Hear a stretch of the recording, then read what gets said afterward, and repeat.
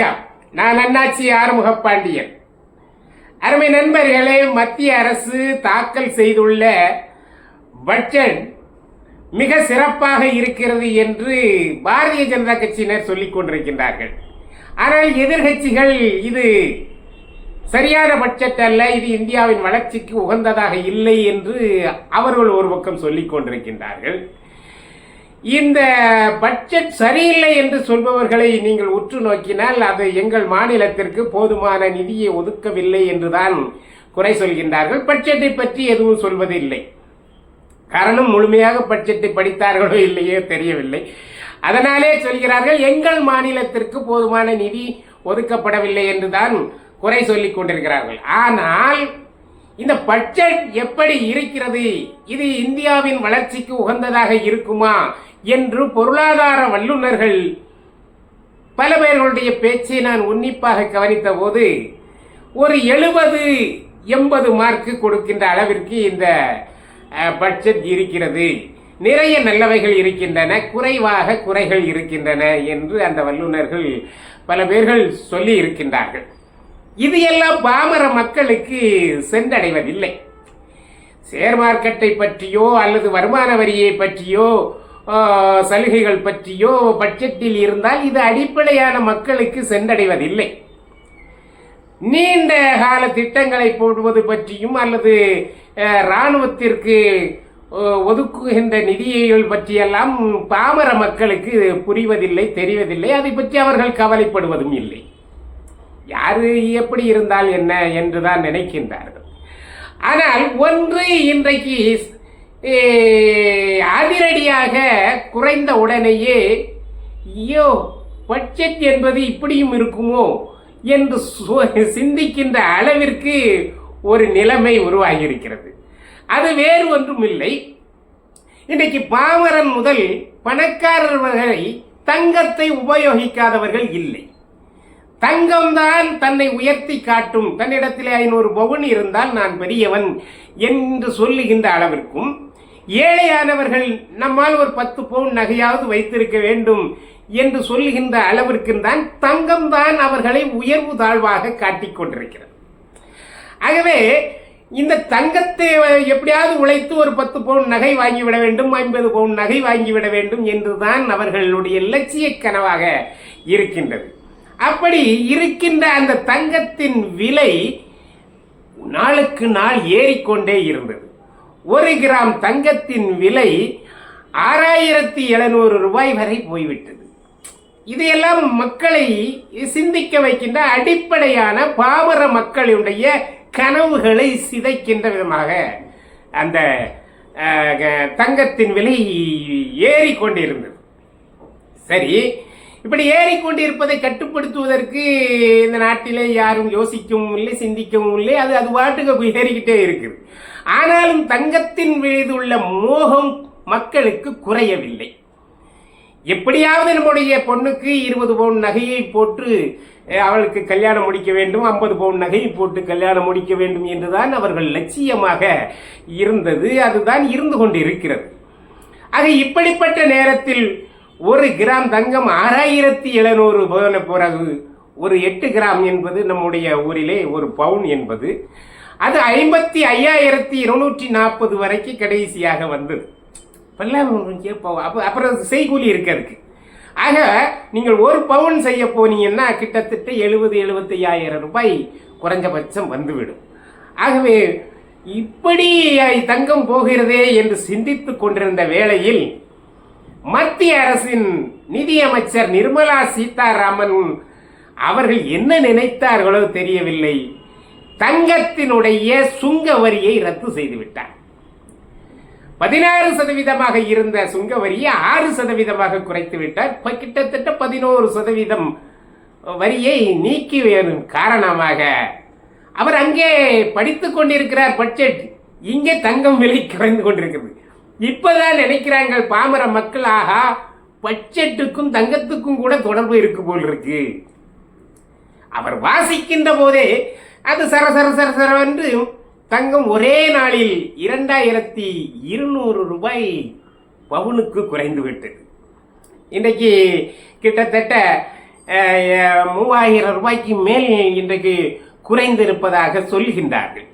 இன்னும் இந்த தங்கம் 6900 இருந்தது, கிட்டத்தட்ட இப்போ 6000 ரூபாய்க்கு வந்துவிடும் என்று எதிர்பார்க்கின்றார்கள். அந்த அளவிற்கு தங்கத்தின் உடைய விலை குறைந்து கொண்டே போகிறது. சரி, அப்போ ஒரு மகிழ்ச்சி. சரி, முந்தைக்கு இப்போது மகிழ்ச்சி. 6000 என்பது ஒரு பெரிய தொகைதான். இப்போ 8 கிராம் என்று கொண்டால் 6 8 48, 4800 செய்கூலி சேதாரம் எல்லாம் சேர்த்தால் அதுவும் ஒரு பவுனுக்கு 50க்கு மேல் வந்துவிடும். ஆனாலும் முந்தைக்கு இப்போது பரவாயில்லை என்று சொல்லுகின்ற அளவிற்கு அந்த தங்கத்தின் விலை வீழ்ச்சி அடைந்திருக்கிறது. ஆனால் தங்கம் தங்கம் தானே, தங்கம் என்றைக்காவது தகரமாகுமா? இதனுடைய விலை இன்னும் குறையுமா அல்லது இப்படியாவது நிற்குமா என்றால், இதை வல்லுநர்கள் கேட்டால் இது தற்காலிக விலை குறைவு, இது நிரந்தரமாக குறையாது, தற்காலிகமாக குறைக்கப்பட்டிருக்கிறது. இந்த சுங்க வரியை நீக்கியதின் விளைவாக அந்த வரி தானாகவே குறைந்திருக்கிறது. ஆனால் உலக சந்தையில் தங்கத்தின் விலை ஏறும்போது இங்கு ஏற்றித்தானே ஆக வேண்டும், அப்போது ஏறத்தான் செய்யும் என்று பொருளாதார நிபுணர்கள் எல்லாம் தலையிலே ஒரு குட்டு வைக்கின்றார்கள். நம்முடைய நீ குறைஞ்சிட்டு நீ சந்தோஷப்படாத, ஆனால் ஏறும், தங்கம் தங்கம்தான் என்று அவர்கள் சொல்லிக் கொண்டிருக்கின்றார்கள். ஆனால் இந்த சுங்க வரி குறைப்பதின் மூலமாக தங்கத்தின் விலை குறைந்ததின் விளைவாக என்ன நடந்திருக்கிறது என்றால், கடத்தல் தங்கத்துக்காரர்களுக்கு பேரடி. வெளிநாடுகளிலே இருக்கின்ற தங்கத்தை கொள்ளையடிச்சிட்டு வர முடியாது, அங்கே வாங்கிட்டு இந்த வரியை கட்டாமல் இங்கே வருவதுதான் கடத்தல் தங்கம் என்பது. ஆக அந்த கடத்தல் தங்கம் கடத்தி கொண்டு வருகிறவர்கள் வெளிநாட்டிலே இருக்கின்ற விலைதான் இங்கேயும் இருக்கிறது என்றால் அவர்கள் கடத்துவதற்கு வாய்ப்பு இல்லை. ஆகவே கடத்தல்காரர்களுக்கு இது பேரடி. அதை விடவும் தங்கத்தை கொள்முதல் செய்து கிலோ கணக்கில் டன் கணக்கில் வாங்கி வைத்திருந்த பெரும் பெரும் முதலைகளுக்கு இன்றைக்கு பேரடியாக இருக்கிறது. அதில் தான் கீழே விழுந்துடுறாங்க. ஒரே நாளில் பெரும்பணக்காரன் சமயங்களில் கீழே விழுகிறது எப்படி என்றால் இப்படித்தான். ஒரு கிராமுக்கே 2000 3000, ஒரு பவுனுக்கே 2000 3000 குறையுது என்றால் அவர் கிலோ கணக்கில் டன் கணக்கில் வைத்திருக்கிறவர்களுக்கு எவ்வளவு குறையும்? ஆகவே அப்படிப்பட்ட முதலாளிகளுக்கு இப்போது பெரிய சிக்கல் வந்திருக்கிறது. இப்ப தங்கத்தை மொத்தமாக விற்பனை செய்கின்ற முதலாளிகள் எல்லாம் கையை பிசைந்து கொண்டு இருக்கின்றார்கள், இதை எப்படி ஈடுகட்டுவது என்று. இப்போதுதான் அரசு கவனத்திலே எடுக்க வேண்டும் இந்த பெரும் புள்ளிகளை. ஏனென்றால் இன்றைக்கெல்லாம் விலைவாசியை கட்டுப்படுத்துவதற்கு ஒரு அரசியல்வாதி முயற்சி எடுப்பதே இல்லை. தங்கம் விலை அங்கே குறைந்து விட்டது, இங்கே வரி இல்லை, ஆகவே குறைவாகத்தானே இருக்க வேண்டும். ஆனால் மொத்த வியாபாரிகள் தங்கத்தில் இருக்கின்ற தங்கத்தை எப்படி விலையை குறைப்பார்கள்? எப்படி குறைக்க முடியும்? அவர்களுக்கு பெரும் நஷ்டமாகுமே என்று நினைத்து குறைக்காமல் அதை ஈடுகட்டுவதற்கு தவறான வழிகளை எல்லாம் மேற்கொள்வார்கள். அப்படி மேற்கொள்கின்ற போது அதை கட்டுப்படுத்துவதற்கு அரசு தயார் நிலையில் இருக்க வேண்டும். ஆனால் அப்படி செய்வதாக இல்லை. இன்றைக்கு நம்முடைய உணவு தானியங்களுடைய விலைவாசிகள் ஏறியதுதான், இறங்கவே இல்லை. ஒரு கிலோ பருப்பு 200 ரூபாய் என்றால் அது இறங்குவதாகவே தெரியவில்லை. காரணம் என்னவென்றால் இந்த முதலாளிகளாக இருப்பவர்கள் அதை இறங்க விடாமலே வைத்துக் கொண்டிருக்கின்றனர்.